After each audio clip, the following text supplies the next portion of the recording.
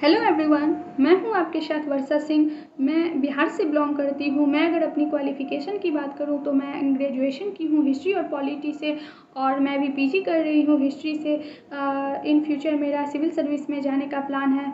Because मैं 4-5 साल से मैं सिविल सर्विस की तैयारी कर रही हूं, जिसमें कि मेरा प्रथम प्रयास रहा है, जिसमें कि मैं यूपीएससी में मैं पीटी क्वालिफाइड हूं। अगर मैं बीपीएससी की बात करूं तो बीपीएससी में मेरे इंटरव्यू कॉल नहीं आ पाए। फिर मैं सीजीएल क्वालिफाइड हूँ, जिसमें कि डॉक्यूमेंट्स वेरिफिकेशन में मैं कुछ मार्क्स के कारण मैं वहाँ तक नहीं जा पाई, बट मेरी तैयारी अभी भी जारी है। मैं अभी भी कोशिश कर रही हूँ। और मैं आपके सामने हिस्ट्री के कुछ ऐसे महत्वपूर्ण चीज़ों को आपके सामने लाने का प्रयास की हूँ, ताकि हिस्ट्री को आप लोग समझ सकें। मैं 2 सालों से मैं ऑफलाइन क्लास ले रही हूँ, और वहाँ से मुझे काफ़ी अच्छे रिजल्ट्स देखने को मिले हैं। इसलिए मैंने सोचा कि अगर किसी भी प्लेटफॉर्म के माध्यम से मुझे ऑनलाइन हिस्ट्री समझाने का, आपके सामने लाने का मौका मिले, तो मैं वो कोशिश अवश्य करूँगी। तो सबसे पहले हम लोग हिस्ट्री के कुछ चैप्टर्स को देखेंगे, जो कि बीपीएससी के दृष्टिकोण से काफ़ी महत्वपूर्ण है। क्योंकि बीपीएससी में हिस्ट्री का क्या क्रेज़ रहा है वो आप प्रीवियस ईयर क्वेश्चन में देख सकते हैं। क्योंकि प्रीवियस ईयर क्वेश्चन में अगर आप देखें तो बिहार और भारत के इतिहास को मिला के 30 से 35 क्वेश्चन हिस्ट्री से बनते हैं। और हिस्ट्री हमारे मार्क्स इंक्रीज करने में कितने इंपॉर्टेंट है वो आप लोग अंदाज़ा लगा सकते हैं। तो हम लोग हिस्ट्री को स्किप नहीं करेंगे, क्योंकि हिस्ट्री किसी भी बैकग्राउंड के बच्चे के लिए थोड़ा सा बोरिंग होता है। तो इसलिए हम आपके सामने हिस्ट्री को इस तरह लाने का प्रयास करेंगे कि उसे आप एक कहानी के तौर पे देखें, एक अच्छे स्ट्रैटेजी, एक अच्छा कंटेंट लाने का प्रयास करेंगे, ताकि आपको हिस्ट्री जिस वीडियो में, मेरे किसी भी वीडियो में अगर आप देखें तो वहाँ से आपको फिर दोबारा वीडियो देखने का ज़रूरत ना पड़े। अगर आप देखें भी तो उसे एक रिवीजन के तौर पे देखें। इस तरह से मैं हिस्ट्री को आपके सामने लाने का पूरी की पूरी कोशिश करूँगी। तो हिस्ट्री के बारे में आज हम लोग बात करेंगे कि हिस्ट्री के चैप्टर के बारे में। बीपीएससी के लिए मेन चैप्टर कौन से हैं, कौन से चैप्टर से बीपीएससी ज़्यादा क्वेश्चंस पूछती हैं, कहाँ से आने की संभावनाएं हैं, और फिर बीपीएससी के कौन से फेवरेट टॉपिक रहे हैं, और इसको हम लोग घंटों वाइज कैसे कवर कर सकते हैं। 100 घंटे में हम लोग इसे कैसे तैयार कर सकते हैं। एक मास्टर प्लान के तहत हम आपके सामने घंटों वाइज डिवाइड करके हम लाए हैं, जिसको कि आप लोग अगर अच्छे से देखें, समझने का प्रयास करें, तो ये आपके आगे भी काफ़ी हेल्पफुल होने वाले हैं आपके तैयारी में। तो सबसे पहले हम अगर हिस्ट्री को देखते हैं, तो हिस्ट्री के बारे में हम लोग 1 से 2 घंटे टाइम इसलिए लेंगे क्योंकि इसके बारे में जानना बहुत ज़रूरी है कि इतिहास है क्या। इतिहास क्या है? इतिहास हम लोग अतीत की चीज़ों से सीख के वर्तमान की चीज़ों में अगर सुधार कर सकें तो इतिहास उसी को कहते हैं असल मायने में।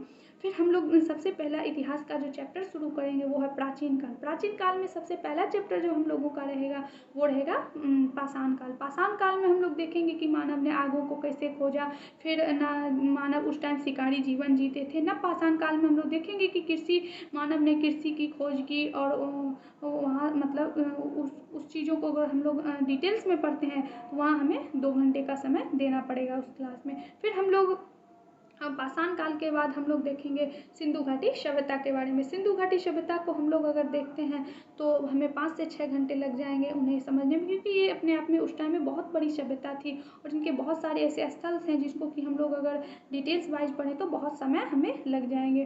तो सिंधु घाटी सभ्यता को हमें 5 से 6 घंटे देने होंगे। उसके बाद हम लोग देखेंगे वैदिक सभ्यता, वैदिक काल के बारे में, जिसको कि हम लोग वेदों का काल कहते हैं। इसमें चारों वेदों के बारे में पढ़ेंगे, आर्यों के आगमन के बारे में पढ़ेंगे। तो इसमें हमें 3 घंटे अवश्य देने पड़ेंगे, क्योंकि मेंस में भी हो सकता है कि इनके आने की संभावनाएं बीपीएससी में हो, और पीटी में तो क्वेश्चंस पूछे ही जाते हैं। फिर हम लोग वैदिक काल के बाद देखेंगे, वैदिक काल के बाद हम लोग देखेंगे महाजनपद काल। महाजनपद काल में हम लोग देखेंगे 600 ईसा पूर्व का काल है। उसमें हम लोग देखेंगे कि उस टाइम सामाजिक, राजनीतिक, आर्थिक धार्मिक गतिविधियों के में हम लोग एक नज़र डालेंगे, जिसमें देखेंगे सामाजिक तौर पे बहुत सारे जाति प्रथाओं जो थी उस टाइम अपने चरम स्तर पर थी। फिर राजनीतिक में देखेंगे कई सारे महाजनपदों का उदय हो रहा था। धार्मिक में देखेंगे बहुत सारे नए नए धर्मों का उदय हो रहा था। इनको हम लोग अगर डिटेल्स में चर्चा करेंगे तो हमें 2 घंटे लग जाएंगे ऐसे महाजनपद काल में। उसके बाद हम लोग देखेंगे बौद्ध धर्म और जैन धर्म, जो कि बिहार के दृष्टिकोण से काफ़ी महत्वपूर्ण है, क्योंकि ये बिहार का भी इतिहास रहा है।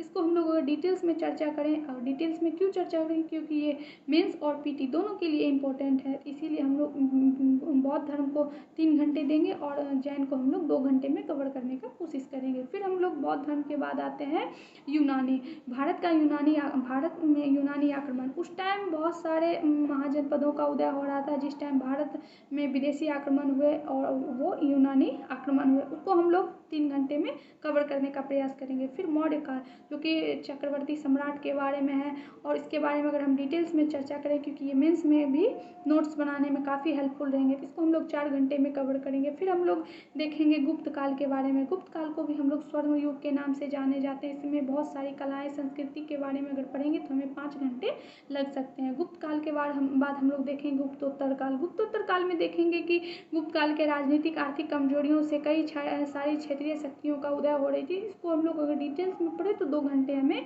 लग जाएंगे। फिर हम लोग देखेंगे दक्षिण भारत के इतिहास के बारे में। दक्षिण भारत का जो इतिहास रहा है, इसमें हम लोग सबसे पहले चर्चाएं करेंगे संगम युग के बारे में। उसके बाद हम लोग दक्षिण भारत के कुछ ऐसे राजवंश हैं जो कि बीपीएससी पीटी में काफ़ी इम्पोर्टेंट हैं वो सारे, क्योंकि हर एक साल पूछे जाते हैं। जैसे कि चेरो हो गए, चोल हो गए, चालुक्य हो गए, पांडे हो गए, राष्ट्रकूट हो गए, पल्लव हो गए, और सारी जो भी राजवंश है उसको हम लोग डिटेल्स में चर्चा करेंगे तो 8 से 9 घंटे हमें लग जाएंगे। उसके बाद हम लोग देखेंगे पूर्व मध्यकाल के बारे में।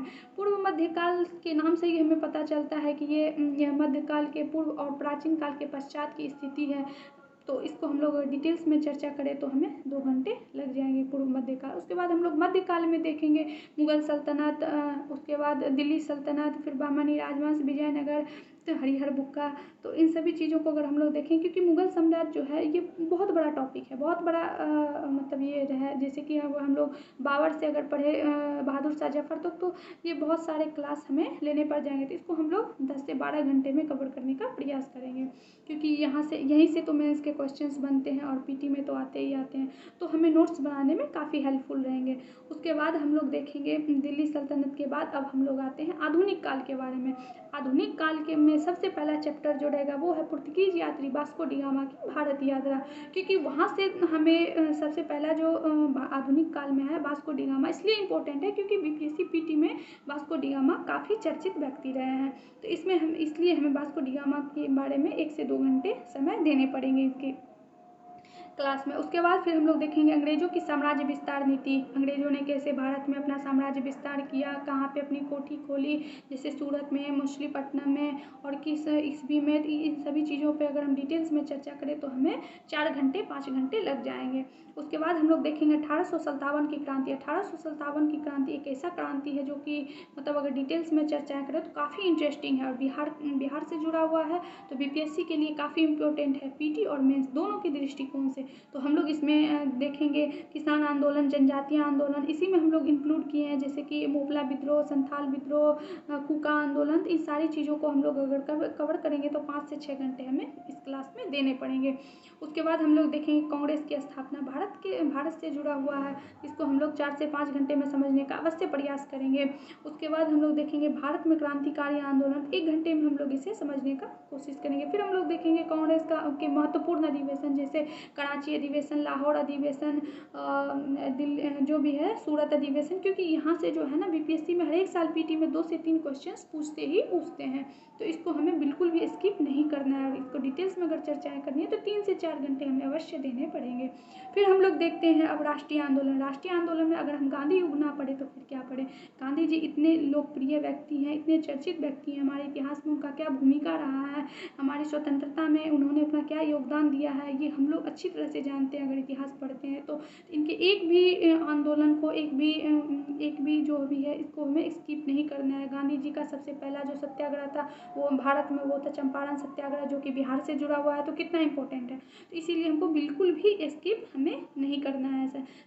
चंपारण सत्याग्रह देखना है, फिर हमें रॉलेट एक्ट देखना है, फिर असहयोग आंदोलन हो गया, सविनय अवज्ञा आंदोलन हो गया, भारत छोड़ो आंदोलन हो गया। इन सारी चीज़ों को अगर हम इंक्लूड करते हैं तो 10 से 12 घंटे हमें लग जाएंगे।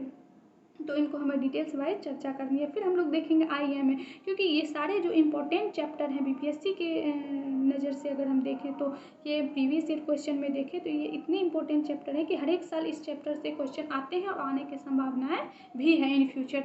तो हम लोग सुभाष चंद्र बोस जी के बारे में देखेंगे कि मतलब इनकी क्या भूमिका रही है हमारे इतिहास में, और हर एक साल जैसे BPSC PT में आते हैं सुभाष चंद्र बोस जी, तो इनके बारे में 1 घंटा हमें डिटेल्स में चर्चाएँ करनी ही करनी है। फिर हम लोग कैबिनेट मिशन के बारे में देखेंगे जो कि हमें 1 घंटा देना पड़ेगा। फिर हम लोग संविधान सभा के बारे में देखेंगे। उसके बाद लास्टली जो है भारत का विभाजन और स्वतंत्रता के बारे में, जिसमें कि हम लोग 4 घंटे समय देंगे, क्योंकि इसमें जो है ना हम लोग हम उसी चैप्टर को इंक्लूड किए हैं जो कि BPSC में हर एक साल आते हैं और काफ़ी इंटरेस्टिंग सब्जेक्ट हैं ये सारी चीज़ें। और इसमें जो भी चैप्टर्स बच गए हैं तो उनको हम लोग एक अलग टेबल फॉर्मेट बना के इंक्लूड करेंगे और एक अलग क्लास हम लोग लेंगे। फ़िलहाल के लिए ये सारे इम्पोर्टेंट चैप्टर्स थे जिसको कि मैंने आपके सामने रखा। और हम लोग हिस्ट्री की बात करें तो हिस्ट्री हमें बिल्कुल भी नहीं समझना है कि ये बोर्डिंग चैप्टर है, ये बोर्डिंग सब्जेक्ट्स हैं, क्योंकि हिस्ट्री काफ़ी इंटरेस्टिंग सब्जेक्ट्स है। इसको हम लोग एक अच्छे हम अगर प्रयास करेंगे कि इसको हम अगर बेहतर तरीके से समझें, अगर हम बुक खोल के बैठे और पढ़ने बैठे तो 1 से 2 दिन में हम बोर हो जाएंगे। इसलिए हमें इसको एक अच्छे तरीके से कहानी के तौर पे हमें इसे समझना है, सीखना है। हिस्ट्री का क्या क्रेज है, मैं फिर से कहना चाहूँगी कि आप प्रीवियस ईयर क्वेश्चंस देखें, इसके बाद आपको अंदाज़ा लग जाएगा कि हिस्ट्री मतलब हिस्ट्री का क्या भूमिका रहता है हमारे कॉम्पिटिटिव एग्ज़ाम्स में, खासकर BPSC के एग्ज़ाम्स में।